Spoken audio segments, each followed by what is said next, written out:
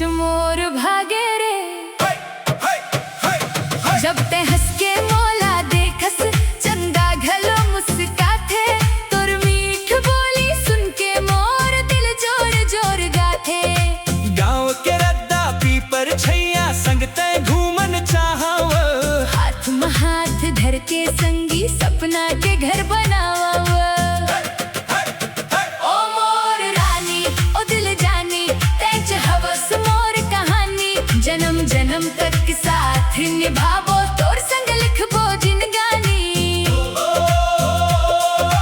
बरसत पानी ठंडी हवैया तोर याद दिला थे, महुआ डार के खुशबू जैसन तोर माया महका थे।